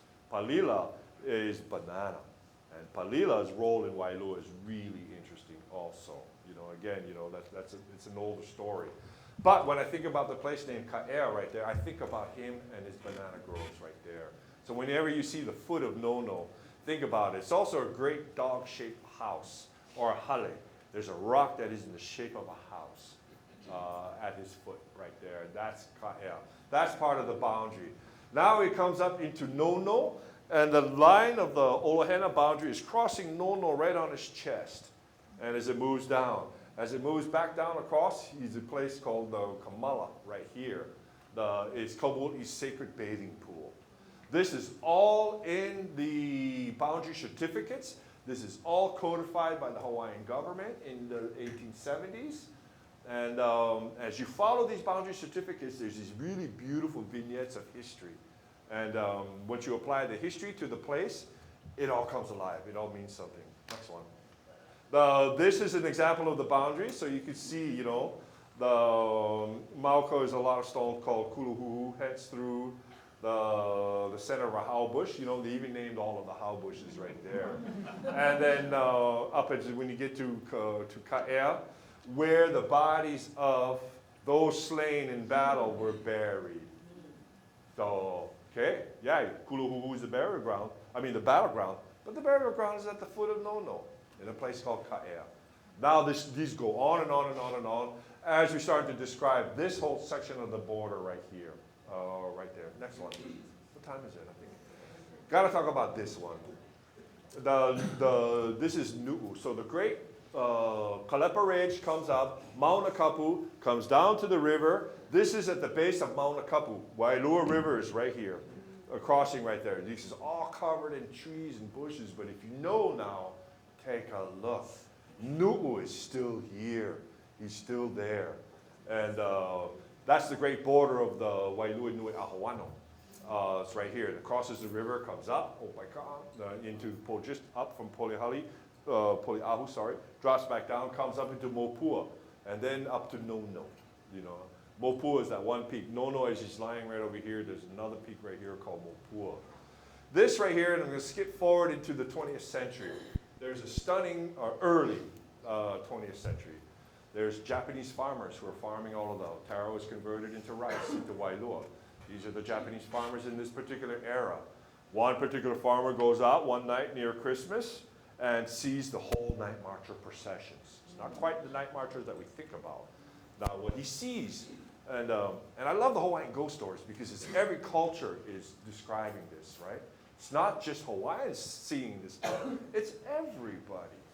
And so now this particular Japanese man, this rice farmer, sees the whole procession of canoes lit by fire is moving up the river. Also, he sees a giant long line of women who are marching along the banks on the southern side of the Wailua River, all heading towards this, and then they have the great ceremonies there. So he tells his friend the next day, and they all laugh at him. Ha, ha, ha, ha, you're an idiot, blah, blah, blah. The next year, so his friends say, you know, hey, what's up? Say, okay, let's go. And they go out again that next year. Now he's got a bunch of people with him. And other rice farmers. So they're out there in the middle of the night, whatever, they're getting tired. They're just thinking about leaving when, boom, it begins. They all witness exactly what he saw. They were a little bit more emboldened. They got a little bit. They were able to kind of hear the words and things like that. That story is in the Kaua'i Historical Society. It's stunning, as well as mostly everything I'm discussing is in the society. But because, you know, these particular stories come up into okay, we're in the 21st, but into the 20th century and stuff, it's really stunning, these vignettes of history. So when we think of it near Christmas, what's near Christmas? December 21, solstice. So we have a solstice, we have a whole giant processions that are moving in. They're obviously into the procreation of many things. They got a very critical layer on a very critical border. They have a very critical job in order to make sure that whatever symbiotic relationship they're trying to get below us and above us are all settled down so that they have a good year, they don't starve, we have good fish, we have good farming, our crops don't die, et cetera, et cetera. Next one. Again, I was just start to look at Nono. Whenever I look at it, I think of the Olahena border right here, you know, and then I think about his feet, Ka'ea right there, you know. And so Nono, although he has many different stories, just remember, what's happening right here also, and what's below here. That's good. Next one is other maps. You can see this is where the prison is right now, our country club. And then these are all the kuleanas that are coming up to the rivers right there. As we start to explode into this, start to pull out that material, a whole nother level and layer of the Wailua history comes up. Next one. The Malai Ha'akoa. When we cleared it, this is what it looks like right there. This is, of course, right here on the Wailua Bay. Today is the largest heiau that we have left. Our largest heiau was here at Kaua'i High School, a place called Kuhiau. Twice as big as this. This is 2 acres. Kuhiau, right here on the hill above Nawiliwili, was 4 solid acres of monumental stone architecture. After the massacres of 1825, the Kamehameha Kingdom took it apart, put their courthouse on it. But they took every single stone. They annihilated that particular heiau. This one is interesting in that this is 30 feet right here. Wide. Why so wide? It's incredible. This is plantations had the irrigation ditch through the funnels and stuff, punched through this kind of wall, ran along here, and then punched this hole through the wall. That's not Hawaiian. This is done by plantations. They planted sugar inside of this. And didn't have enough land? Why did the plant have to do that? You know, like, okay. But they left this part here for people's community gardens that they grew. Deborah Kabuli is the first one who has converted it essentially to the pens. That's what the history book tells us. But later on, they come in. Next one. Look at what's happening here. So because when they did the sugar, it was a whole stone floor. The entire floor was flushed out right there. Now we can see it. We can see the damage. Now we know what we need to do to repair it. We have a good idea right now. Now we know where all the stone is. So this gives us really good insights. We think these entrances are still there. Might have been original. But again, this is something that the cultural experts and stuff need to discuss. These rooms right here and are old right here. The stunning size and height of the wall right here is up there, right there. You're in some big walls, beautiful stone. Next one. Look at the length of it. This is Mopua right here. As you come up Opaika'a, this right here is called Ka'iva. It's the Iva bird. So here is the head of the Iva and the wings of it. The shape of the Iva bird. Next time you're coming up the Kuamo'o, which is Kuamo'o Loa Akane is the full name. Look up into the ridge and you'll see the exact outline of the frigate bird right there. That's Ka'iva. Ka'iva is one of the main triangulation marks for the offshore fishing grounds. We have a stunning document in the Historical Society done in the 1820s, done by Lahaina Luna, but a Kaua'i student who came back and did it, and translated in the 1930s by Mary Pukui, of which he's describing around 20, in this particular one, it's maybe 23 offshore fishing grounds. So they're essentially, you have the inshore, the middle grounds, and the offshore grounds right there. And then the triangulation marks, as it's been described, it is a critical landmark. You need to know to orientate yourself into this era. And there's other place names in there, but that's a whole nother lecture. But I just wanted you to remember Ka'iva is really important. Now we're getting up to Nono himself right up there. But this is Mopua right here, right above Opaika'a Falls, yeah? It's that peak right there. Next one. Again, you look at the quality and style of walls. This particular heiau has its, the stories are that these stones are coming from Wahiawa, which is out on the Hanapepe side. It's Kalaheo, Wahiawa, Hanapepe. Back in our geologic age, these are pyroclastic bombs that were exploded from the Nomilu crater itself and littered these plains with these stones who are the size of your head and a little bit bigger, but round, not water-worn. Pyroclastic bombs is what the geologic term for these are. Supposedly one whole long line was made and they were all transported that way. But there are many other things associated. Let's keep going. Again, more walls, keep going. Some of the old beautiful vistas of the river. Our river was huge. Yeah, before they started diverting all the water everywhere, we had some major water coming down all of it. because, you know, we wanted to discuss, you know, essentially the first church in Wailua, 1835, done by Simeon Ka'iu, Kamoli's half-brother. He was with Alexander, who went down to the first mission to the Marquesas. That was Deborah Kapuli's husband after Kamoli died. Simeon Ka'iu is buried in Honolulu. He's right there.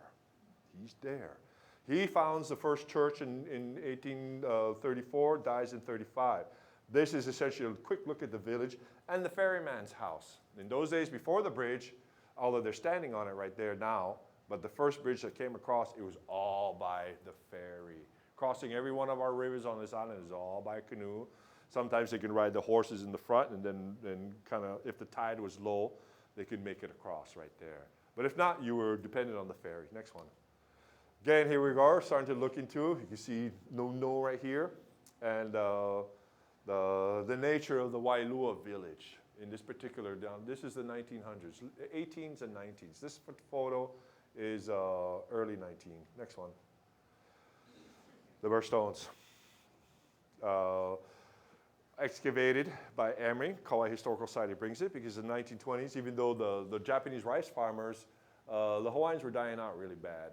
And so the Japanese rice farmers saw the mana and appreciated the mana and decided to bury their dead on top and above the burial stone. But in the 1920s, unfortunately, it shows up in a newspaper article, which we have all the Garden Islands, the originals from the beginning of time to today.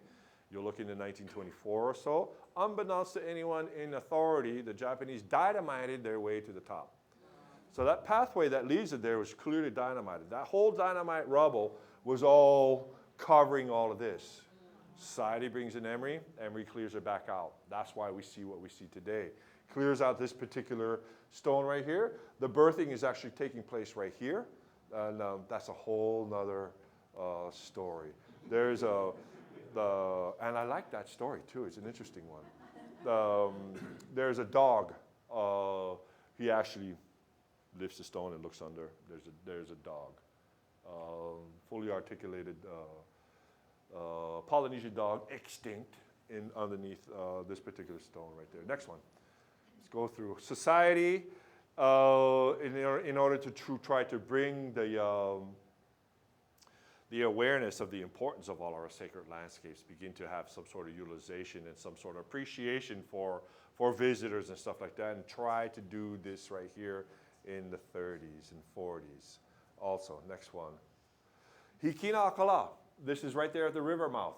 I just wanted to point it out. It's got so damaged. This is our city of refuge. This is a classic example of the Raite and Heiau style. They're really long forecourts enclosures. This is a pu'uhonua. But I wanted to point out that every time we drive over here, we're driving over it. This whole thing got bulldozed. There's a railroad track as it led to the bridge. That's why it got all taken out, all of these stones. But just to give you an idea, when you look at this thing, it looks like it's a rubble pile. But if you look at it closer, understand the shapes of it, this is what's going on right here. Hikina-a-Kala is critical. This links us directly to our ancestors down south. It is really cool. Next one. Again, the river mouth right here. You have the petroglyph stones right here. Next one. Again, the Hau'ola is another name right here that's associated with Hikina-a-Kala, and that comes from a story that there's a spot in Hikina-a-Kala that a flame has burned for 1,000 years.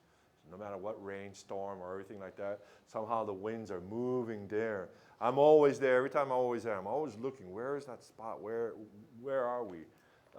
In this sense that if this flame has been burning for that long, and that something's going on. It's worth looking into. Next one. Again, next one. Let's just start going through. This is part of it. This is also the hereditary landing grounds for the ancient chiefs. So the va'as, or the great voyaging canoes, would come in right to there. The first step that the chief and chiefess would take would be upon this stone. Now they're upon the land, right there. Next one. Now these beautiful panoramas. Look at the taro patches. They're falling into disuse all along the river, all the way up. This is Mauna Kapu right here as you come around the corner right there. But just you can look at the expanse of the river. Next one. This is the north and south fork right here. What's interesting as you enlarge into it is the taro patch, the mill. The taro patch was on the north fork of the river. You'll still see the foundations in it underneath the how bush. But once you know where it is, another Kaua'i Historical Society map. This is the Coco Ponds, fish ponds right here. This is the Josiah Kaumuli'i piece. This is Holoholuku. This is Deborah Kapuli's right here. Which is, if you look at some of the old photographs, the grass shacks are stunning. Next one. And then these are just close-ups. Let's just run through because I want a moment for time. And then, you know, our mapping collection at the Society is stunning. How many maps? Marianne, how many maps? About getting close to 1,000. All right. Wow. We have more than that. Yeah, we have, I know we have more than that, but. I said 2,000, about 1,000 are not catalog. See? Now, our mapping collection is stunning. Take the days it takes you. Again, this is coming out of the Lyle Dickey.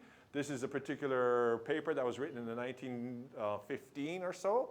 He was originally born on Maui, educated on the mainland, comes back, becomes a judge here on this island, falls in love with this after he retires. He loves history because it's an important part of the society, and writes the paper right here, which we have a copy of it right there also, which is parts of the stories that I'm discussing and more are inside of this particular paper. The many writers have written over the last 100 years. Our collection is awesome with these papers. Next one, again, as we're starting to do, is going to come into Wailua. But I was going to show you in the position of the heiau, but no more time. Next one. Again, as we start to talk about the grove itself, this is 3,000 coconut trees planted in 1897 by Lindemann right there. 3,000 coconuts are coming from Samoa. So when you look at the coconut grove at Coco Palms, those are Samoan trees. There is one tree in there that's different than all the others. This is the one that Mrs. Gusler never allowed anyone to touch. But that's another story. Here's Malai right here when it's all overgrown. When we went in to clear it for the first time, it was rough. Lidgate. Society had everything to do with creating that. And so here's Hikinakala right here. Here's Kalehua Vehe right here. And as you start to move up to what did this look like before Smith Boats here comes? Keep going. Let's just go through. That one I wanted to tell you a really old legend about Maui's Kolohe brother. The real quick one, you know, Wailua had a stingy chief. So this one of Maui's brothers would turn to stone, but this one into a coconut tree. He would creep up over the night and drop a coconut on the chief, and he would come out screaming, looking and screaming at his warriors and guards, you know, and just keep him up all night, just irritate him. He would come back again until finally a kahuna was sought after. They figured out this is a kupua, a demigod, Maui's brother, and again, the champions of the islands were brought forth. They started to do it, but every time he got a little bit braver, drop it, come back up until a man and they fell in love with each other.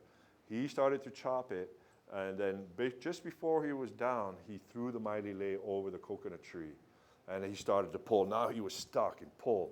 His soon wife-to-be grabs the other end of it, pull him to the ground. He becomes king.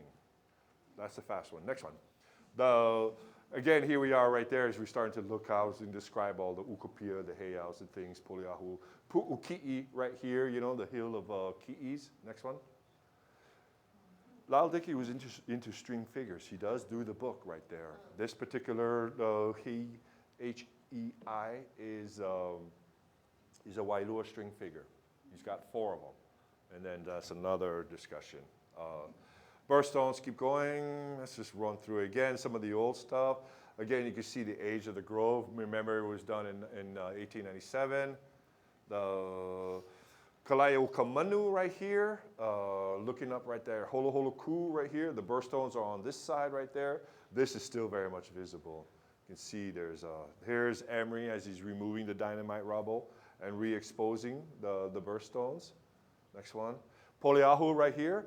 Next one. When and where the uprights show up on Kaua'i is really interesting. We have some very old stone styles. And that's a whole other discussion. I think that a lot of people are interested in it's not just a wall, there's styles, and you can date these particular styles. The uprights, the evolution of uprights throughout Polynesia and then ending up here, and our love of them and carrying them up through history. is really, really, it's a whole nother story. Look at the heiaus of, as we study heiau, the stone styles really matter. This is the upright Napoleahu. Look at the bridge, look really beautiful.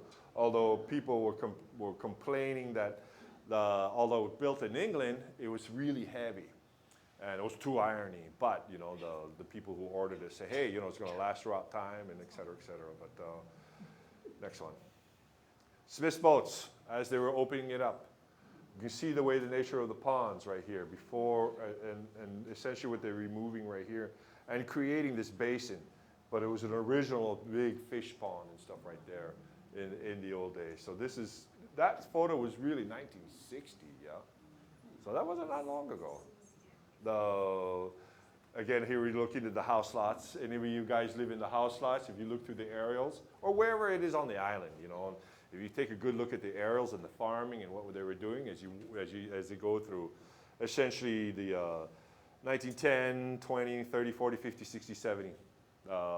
And you look at them in the decades right there, wow, you can really see the transition of our islands, how the plants are coming in, how in the old days it was just peely grass and stands of hardwood all over the place with hamlets all over the place.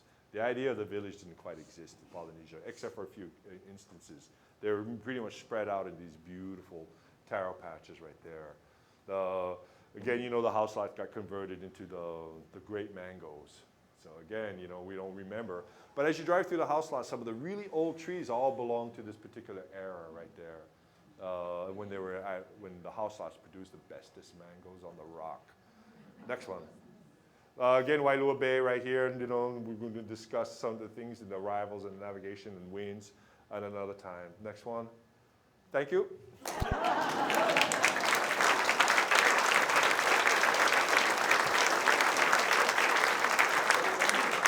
So,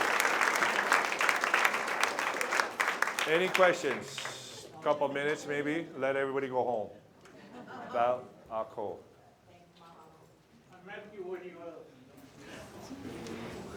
Yeah, when I was this big, and with Mrs. Gutslander too. I was her. I'm still waiting for that oogie. All right. Yes, I do. Oogie, I do. With that word, I do. That particular wood, yeah. And I was familiar with your Ohana, Resnick and Well, Gladys Brandt. Ronaldo. Yep, Gladys Brandt and Juliet Rice. And your grandfather. Yeah, Isaac Brandt Charlie. of Koloa. Charlie Rice was your tutor? My great-grandfather. Yeah. Yeah, he had two He daughters. was a personal friend of my dad. Yeah, And no. every time he went to Hawaii, he stayed with us. Oh. He was the center of the island back then. He was the power, as his father was the governor of the island also, and the generation before that. But I want to relate to you folks, everybody else. Kaua'i is just as hot as the Big Island. Yes.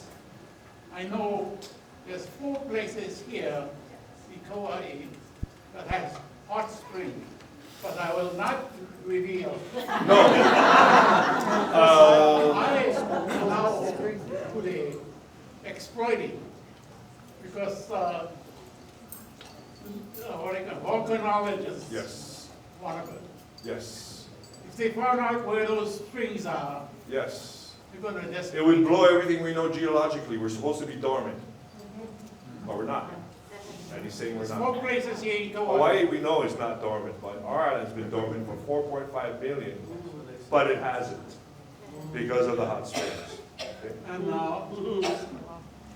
Poipu, Yep. that is the youngest part of the island, huh? Yep. Well, Yes. I was a professional scuba diver, and I did a lot of underground diving. Yes. And there's craters about Offshore. Yes. out in the ocean. Yes. You can see the There's great about 10 cinder cones today. craters. Yep. And nobody knows today. And there is an active volcano under the ocean. How about lava tubes? The offshore lava tubes. The lava tubes. This island get, yeah. There's a crater out there Yeah. that sprouts out sulfur. Nice. Yeah. When I was a fisherman, every fishermen didn't know. They all say, yellow water, come from Colo Plantation. No. Yeah. But I knew it was, Is Chuck Blade in the room? No, okay. Wichman, now I just wanted. No, but if we had our geologists, we'd go to town on this discussion. You know why I don't want to talk to the geologists? Yeah. I don't know the people. Yeah. No, Who but did this in? if you allowed this historical society to record this, it would help another generation and another generation. That record of your, but explain to him what I just said to him, that, I don't know, I just. all right. If your story is recorded by the historical society, this woman is a professional, and you know this, if your story was recorded by the society, it would be there forever. He is sharing his mana'o with us. Yes. Yeah. So your story would be there forever, and no amount of scientists, whatever that comes into the future, whatever. We got your story. And right here in Wailua, Yes. it's a hot spring.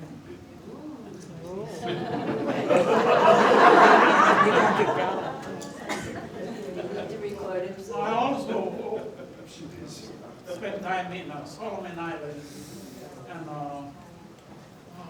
New Guinea. Yes. And they have craters right next to the ocean. Yes, they're right. Yes. Those are active, definitely. Yes. So I spent a lot of time over there. Well, thank you. Thank you.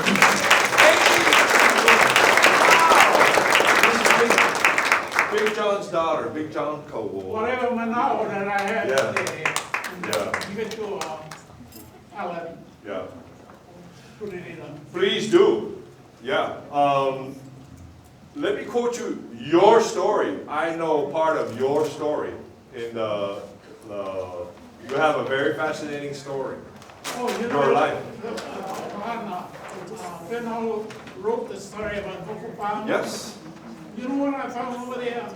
Exhumed 81 bodies. I'm aware of that. And those people were not Hawaiian. I'm not aware of that.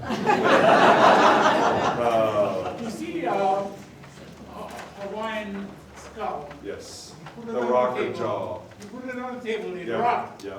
But these other people, skull was that big. You put it on a table, it's flat. Yeah. He was the one that was found sitting. He had a big poo in his lap. Yeah. That one you're talking about. Yeah. Every one of them was sitting Yeah. down, facing east. And I dug every one of them by hand. I didn't dig, Yes. Mrs. Guslander has told me this story. That's what I gave me, Yes. I exhumed them and I buried it. Wow. I'm just, They're under the big rock, and you put Kai, the Menehune of the sea, on top of that. Yeah, no, I'm I also found helmet shell. Yes. That pupu was for Wailua. Yes. We have the shell in the Kaua'i Historical Society. That one. No, we have the shell you're talking about. We absorbed them in the Guslander collection. So we have the great, But the big one that I found, that I gave it to her, and she made me bury them again. Okay, But they found another one. okay. Maybe that's the one that we have in our collection. Yeah. No, she has several of the great shells. Again, these are the tritons and helmets. They would cut them and have the The signals. one I found, hurricanes went going off and they blew, and it shook that whole farm. Yeah. No, the way the sound reverberates on the shell sounds is really beautiful. Yeah. Yeah, this is Big John's daughter. Big John was Mrs. Guslander's right-hand man. Phenomenal man. Thank you. Randy, I have a question. Kua mo'o, mo'o is a lizard. Yes. And Wailua River, Yep. before the bridge was there, and you said it had to be crossed by ferry or Yep. swimming, were there mo'o lady lizards? Is that the legend? Because I heard something about the lizard ladies. Well, I think one is in the Pele saga, that when she crosses, the Wailua River, she meets a mo'o right there and kills her, right? And, you know, in the Pele saga, I think the Tu Nikitamo no Itala'i'e is part of that chant that she used for the mo'o who didn't answer and didn't kill her. She goes, so this is in Pele's sister, we're back in the 1600s, but the whole realm of the mo'o, again, that's a whole other lecture. But really quickly, you have the Kiha Vahines and you have the Mo'o women and the Mo'o clan. You know, the Mo'o, the job of the Mo'o, there's the freshwater ones and there's the seawater ones. The job of the Mo'o itself is to clean the waters. So if you come upon a pool that it looks crystal clean and just pristine and glowing, don't jump in, just hang out. That means the Mo'o just left. Because that pristine, crystal clean blue water is part of it. But there's also the whole realm of the mo'o, which enticed men. You know, they were so beautiful, they fell in love with each other. They would take them into the realm and die. Ha'enawet caves are famous for that. There's many of them. On our island, if you look into the mo'o, into the place names, and picked out every single mo'o name on this island, there's a whole history in terms of who these people are. Now I translate myself into the mo'o women of today, and I'll point them out to you because they're very specific. The mo'o clan, yeah. But again, it's the realm of the. We'll come back. Another one I would say, when we built Wailua, I was involved in Wailua, the second building. Yes. And I was told by Puna to tell the developers not to touch the hail down the Wailua. Yep. And the connection between that hail is on the whole river, Wailua River. Yes. And Wailua and Yeah. that whole run. No, Puna itself, yes. And I told the developers to use the hail with, they said, no, we're gonna do it to appease the hotel. Yes. The footprint came pretty close to it, yeah. And I know things go bump in the night over there. And I told them, please follow. Yeah. They went and fixed them. Yeah. When we had a hurricane, Eva, Yep. moved the whole thing. Do the whole thing. In the 1930s, they tried to repair it, but wasn't very successful. And then, and maybe at the turn of the century, they tried. Yeah, no, listen. That's a whole other lecture. As we discuss the cultural history of the sector on the South Shore that he's talking about right there, and then once we place the hay house into it, it's a beautiful thing. Go home. Thank you. One more question? I have one question. If money was no object, what would be your dream for the Coco Palms in Maui? We do agree that Coco Palms is not beyond the. I'll answer this quickly. I was an assistant manager of the Mrs. Gunn Center. I was 25 years old when she made me third in command for Coco Palms. She taught me how to walk, how to stand, how to speak, and everything.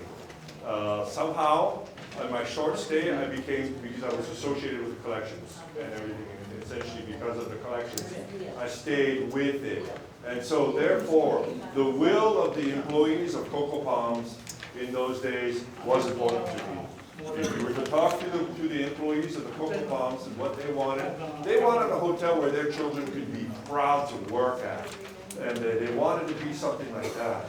That was the will of the people who worked for 30 years at Coco Palms. So for the last 20 years, that is what I represented. That is what I wanted, because everyone else wanted it. And so I wanted a place that our people could be proud to work with, just like when the era of the Mrs. Guslander. Nobody works 30 years in a hotel industry. Half the people there were 20-year veterans. 1/4 were 30-year veterans. Everyone else were 10-year veterans. A fraction were 10 years. The amount of people was incredible.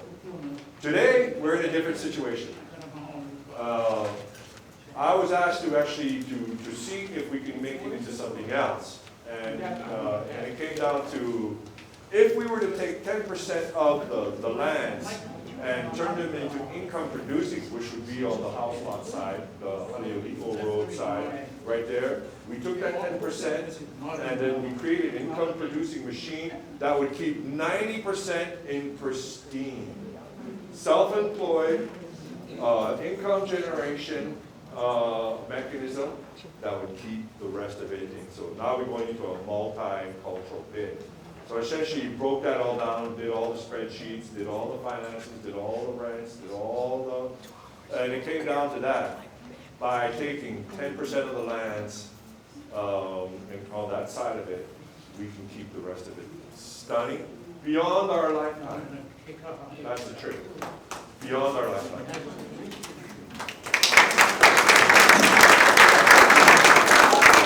I know that there aren't enough surveys and evaluations, but in order to keep these kinds and have Randy back, to have more programming, I need to give our State Foundation of Culture and the Arts these evaluations. So if you didn't get one, please go to our website. Click on this presentation tonight. It'll take you to the evaluation that you can do online as well.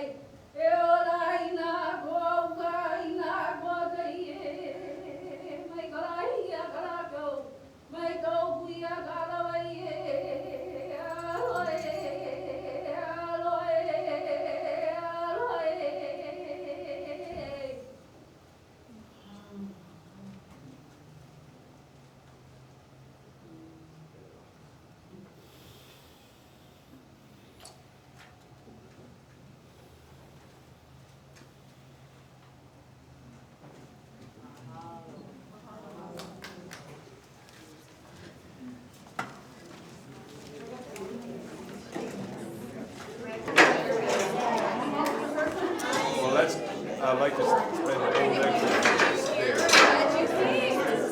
Tonight I need to give the broad overview, but I really want to spend more time. That's the hail. Yeah. And then I'll show you.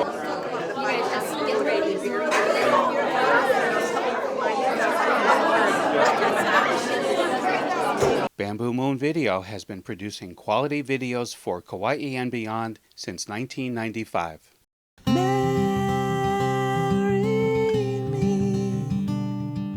So simply, we are celebrating life in its splendid form of aloha.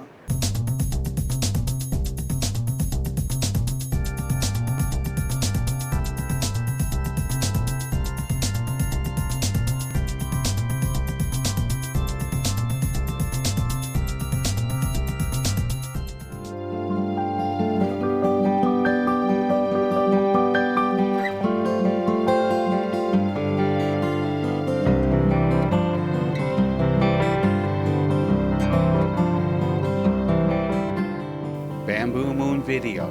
Call us 808 634 6597.